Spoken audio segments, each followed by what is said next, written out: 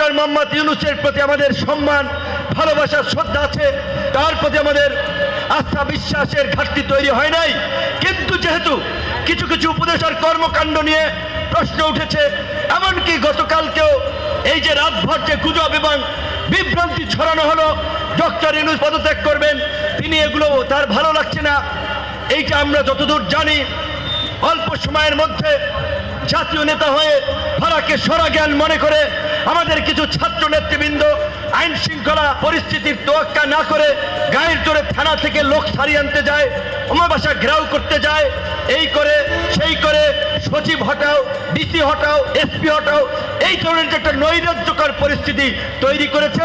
প্রধান উপদেষ্টা ওই সমস্ত তরুণ নেতৃবৃন্দকে ডেকে বলেছে তোমরা সংযত হও। সেই জাতীয় ঐক্য এবং সংহতির মধ্য দিয়ে এই অন্তর্বর্তীকালীন সরকার গঠিত হয়েছে, সেখানে এই কতিপয় ছাত্র যুবক তরুণরা জাতীয় ঐক্য এবং সংহতির বিনষ্ট করে নানান ধরনের বক্তব্য এবং কর্মকাণ্ডের মাধ্যমে একটি বিভাজন তৈরি করছে, বিদ্বেষ ছড়াচ্ছে। জামাত রাজাকার, অমকে বাংলা স্যার, অমক দল, এই করে এই সমস্ত একটা বিভ্রান্তিকর পরিস্থিতি তৈরি করেছে, যার ফলে রাজনীতির মাঠ কিছুটা উত্তপ্ত হয়েছে। বিশেষ করে ঢাকা মহানগর দক্ষিণের মেয়র আদালত ঘোষণা করেছে ইশরাক হোসেনকে, সেটি যখন এই এনসিপির নেতা ছাত্র উপদেষ্টা আসিফ যখন ইশরাককে বসতে দেবে না, এখন বিএনপি একটা বড় দল, তাদের যদি আদালত রায় দেয়, সরকারের একজন উপদেষ্টা যদি সেটার বিরুদ্ধে যায়, সেটা তো বিএনপি মেনে নেবে না। যার ফলে ঢাকায় কয়েকদিন ব্যাপী আন্দোলন হয়েছে। তাহলে এই পরিস্থিতিটা কে তৈরি করলো? এই নাবালকরা পান এই উপদেষ্টা।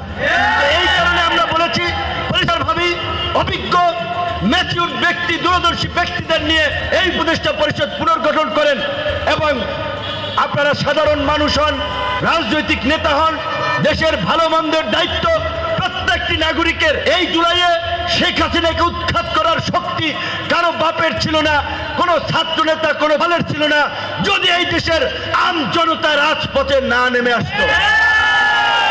কিন্তু এখন যদি কথা বলি তাহলে কি দোষ হইবে? এই 2-3 দিন আগে গুলিবিদ্ধ আহত কয়েকজনকে থাইল্যান্ড পাঠানো হয়েছে, তার জীবনটা শেষ করে এই 9 মাস পরে তাকে চিকিৎসার জন্য পাঠানো হয়েছে। তাকে কেন 9 মাস পরে চিকিৎসার জন্য পাঠানো হলো? কেন তাকে প্রথম 1 মাসেই পাঠানো হলো না? কয়টা ছেলে আহত ছিল? যদি 100 ছেলের পেছনে 1 কোটি করে টাকা খরচ যেত, 100 কোটি টাকা। আরে ভাই, এই রাষ্ট্রের হাসিনার আমলে ওই বসুন্ধরা হাজার হাজার কোটি টাকা লুটপাট করে পাচার করেছে। ওই সালমানে রহমান একাই 36,000 কোটি টাকা পাচার করেছে। ওই পিকে হালদার একাই 10,000 কোটি টাকা পাচার করেছে। আর আজকে যাদের রক্তের বিনিময়ে জুলাই, যাদের রক্তের বিনিময়ে আমরা এই নির্বিঘ্নে সভা সমাবেশ করতে পারছি, আজকে যদি হাসিনার পতন না হতো এই সভা সমাবেশ আমরা এইভাবে করতে পারতাম?